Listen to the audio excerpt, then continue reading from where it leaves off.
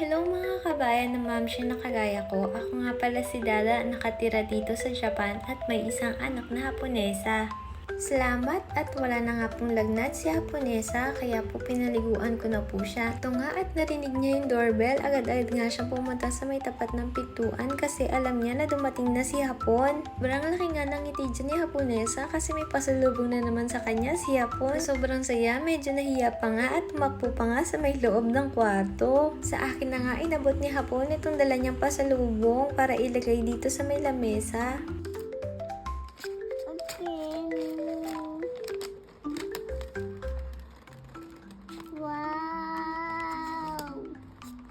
Nung narinigan namin ni Hapon na si Haponesa ay nagsalita ng wow, agad kami nagkatinginan sa mata at nagtawanan. Ito talaga, nagpapasaya sa amin dalawa ni Hapon kapag masaya din si Haponesa. Ang daldal niya nga dyan at sobrang sarap na sarap talaga siya sa kinakain niya. Ang sabi niya nga sa akin, "Mama, good." Ang sabi ko naman, ganito yung good. Nung matapos nga kaming kumain ng Mr. Donut, agad nga ako binigyan ni Hapon ng oras para alagaan naman yung sarili ko. Gusto ko sana palitan yung design ng kuko ko, kaso nga lang wala ako sa mood kaya tinanggal ko na lang muna lahat. Paano ba naman kasi halos di kan kakatiro nga tong nail gel extension ko. At ako nga lang po ang nail polish sa sarili ko pong kuko. Isa nga po yan sa mga binigay sa akin o niregalo po sa akin ni Hapon. Alam niya po kasi na mahilig po ako sa mga ganitong kaartihan na bagay. Siya rin po ang bumibili at pumipili ng mga iba't ibang design. Kung hindi nyo nga rin po na itatanong, mahilig nga rin po ako mag-DIY ng mga damit. Dito po kasi sa Japan, kahit na extra small yung binibili ko pong size, maluwag pa po sa akin. Ewan kong ba at bakit nga ba magaling talaga ako dito sa mga mabubusising bagay. Minsan napapatanong talaga ako sa sarili ko kung may ganito pa talaga akong talent. O dahil lang talagang boring dito sa Japan, kaya ako to nagagawa tong mga ganitong bagay na to. Pero alam niyo po ba na ito po talaga ang pinakagusto ko po sa lahat?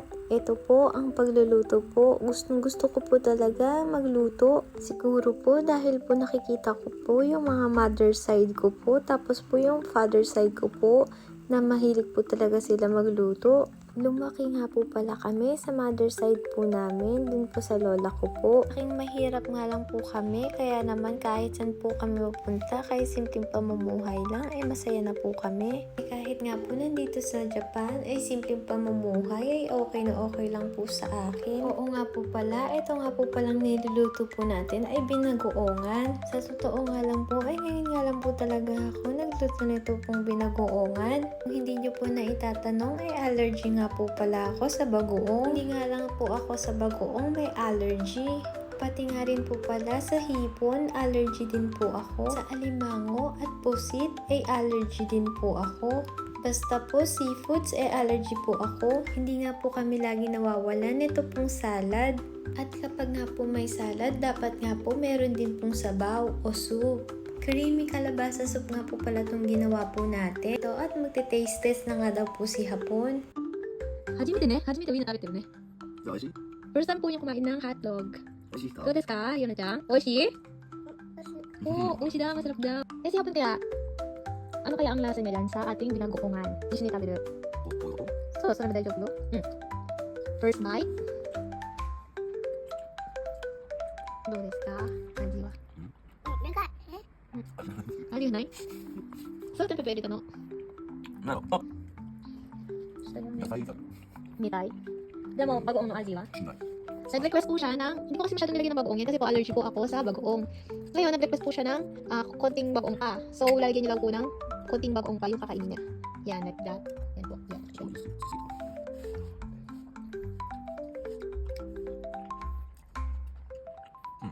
こんなん美味しい Masarap daw po kapag marami daw pong bagoong. 番組なんだ So, nakang binagoong natin yun, no?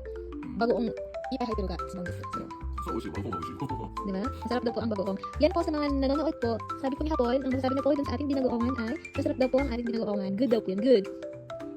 番組美味しいから Pa Pasensya na nga po pala kayo kung maninipis po ang hiwa natin dun sa baboy. Yun lang po kasi yung available natin dito sa bahay. Sana po wag niyo po akong ibabash. Baboy pa rin naman po yun. Manipis nga lang po ang hiwa. Papasalamat nga po pala ako sa mga nag-request ng mga Pilipino po na ipapakain po natin kay hapon. At isa rin po sa pinasasalamatan ko si Jora Caraeg Teodoro dahil siya po kasi ang nag-request ng binagoongan na ipapakain po natin kay hapon. At sa mga gusto pa pong mag-request ng mga ipapakain po nating Filipino food kay hapon, mag-comment lang po kayo dyan sa baba. Isa lang po ang request din po ni hapon, huwag nyo lang po siyang papakainin ng balot.